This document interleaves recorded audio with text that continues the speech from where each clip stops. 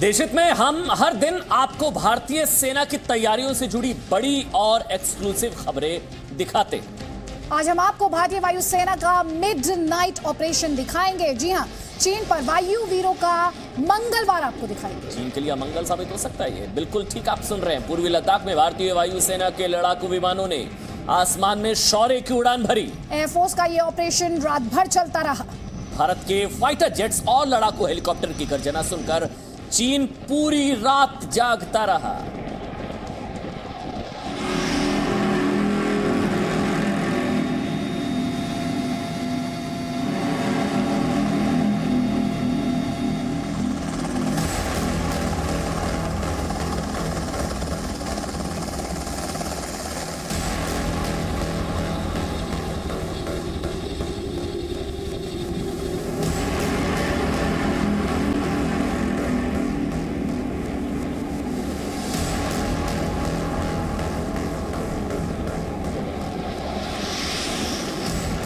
लद्दाख में वायुसेना का मिडनाइट ऑपरेशन। पूर्वी लद्दाख में वायुवीरों की पराक्रमी उड़ान। वायुसेना के डर से रात भर जागता रहा चीन। सबसे पहले आपको मिग-29 के दर्शन कराते हैं। एलएसी के पास पूर्वी लद्दाख में मिग-29 की गर्जना सुनाई थी।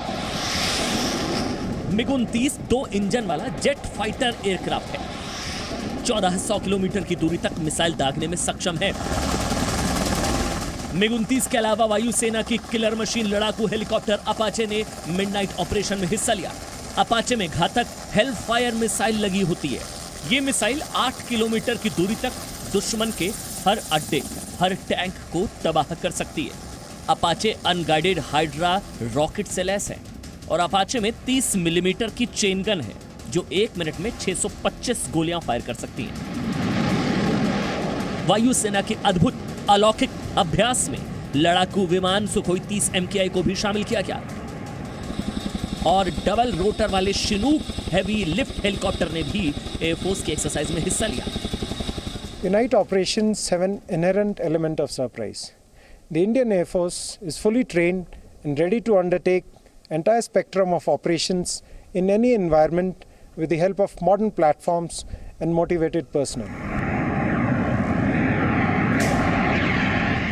हम इस वक्त एक फॉरवर्ड एयर बेस पर हैं। इस बेस ने पिछले 2 महीने से भारत और चीन के बीच चल रहे तनाव में बहुत महत्वपूर्ण भूमिका निभाई है। भारतीय वायुसेना के फाइटर एयरक्राफ्ट्स और अटैक हेलीकॉप्टर्स ने लगातार आसमान पर नजर रखी, घूमते रहे, कॉम्बैट एयर पेट्रोल करते रहे और दुश्मन को ये बताते रहे कि हम तैयार हैं। वायुसेना ने इससे पहले भारत चीन बॉर्डर के पास ऐसा ही पराक्रमी युद्धाभ्यास किया था और तब रात में नहीं बल्कि दिन में चीन को चुनौती थी। अब आपको ये समझाने की कोशिश करेंगे कि वायुसेना ऐसे ऑपरेशन लगातार क्यों कर रही है। चीन को संदेश क्या है। सोमवार को खबर आई थी कि गलवान, हॉट स्प्रिंग और गोगरा से चीन की सेना पीछे हट गई है। चीन के विदेश मंत्रालय ने यह बात खुद स्वीकार की थी, लेकिन गलवान में हिंसक झड़प के बाद हिंदुस्तान ने अपनी मंशा साफ कर दी है कि चीन पर आंख मूंदकर भरोसा नहीं करेंगे।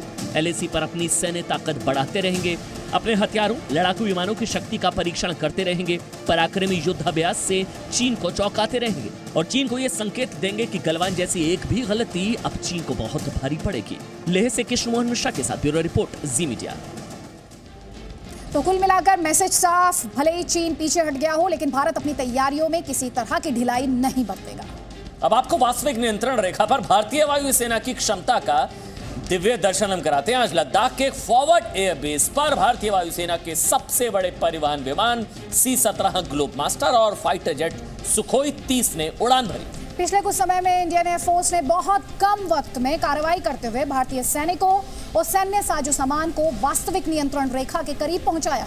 लद्दाख के ऊंचे और कम ऑक्सीजन वाले वातावरण में किसी भी एयरक्राफ्ट की क्षमता कम हो जाती है। तनाव शुरू होने के कुछ दिनों के अंदर ही उत्तर प्रदेश और हिमाचल प्रदेश से लगभग 40,000 सैनिकों को लद्दाख पहुंचा दिया।